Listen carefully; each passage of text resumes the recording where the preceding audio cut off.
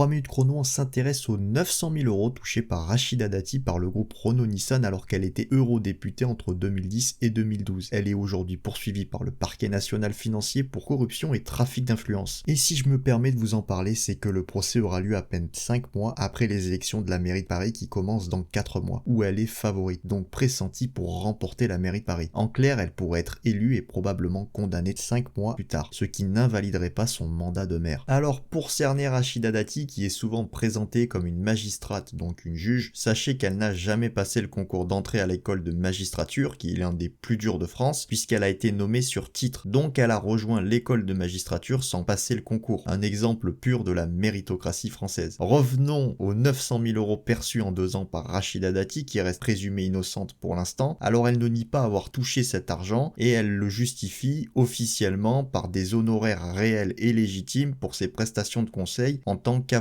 Elle soutient avoir été engagée par l'Alliance pour l'aider à développer ses activités à l'international, notamment au Moyen-Orient et en Afrique du Nord, et non pour agir au Parlement européen. Le fait qu'elle soit renvoyée en procès signifie que les juges d'instruction qui ont enquêté sur le dossier ont estimé qu'il existait des indices graves ou concordants justifiant la tenue d'un procès. Le parquet a notamment retenu 2 ingérences possibles puisque Rachida Dati a eu des interventions au Parlement européen comme une question sur le bruit des véhicules ou ses actions pour retarder, assouplir ou atténuer les normes environnementales sur les émissions de CO2. Rachida Dati pourrait très bien être relaxée avec un délai de prescription puisque l'affaire a été déclarée 3 ans après les faits. Là où ça se complique, c'est sur le plan médiatique puisque la filiale qui a versé les 900 000 euros à Rachida Dati a été dirigée des années plus tard en 2018-2019 par un cousin éloigné de Vincent Bolloré, donc on peut s'attendre à une fronde médiatique puissante de cet empire des médias qui protégerait ses intérêts. Quoi qu'il en soit, c'est à Gabriel Attal maintenant de décider s'ils vont soutenir Rachida Dati au second tour des élections de la mairie de Paris, mais les Républicains ont permis à Macron de ne pas dissoudre l'Assemblée, notamment avec le retournement de veste de Wauquiez, donc il est fort probable qu'ils soutiennent Rachida Dati qui aura sans doute un appui médiatique assez important. On arrive à la fin de cette vidéo, merci de l'avoir regardé en entier, dis-moi en commentaire si tu trouves normal qu'un député peut à la fois être embauché par une société privée et être payé 450 000 euros par an, et si un procès peut avoir lieu 5 mois après des élections importantes, ou même avant des élections, ce qui peut être perçu comme une ingérence ou une faveur judiciaire.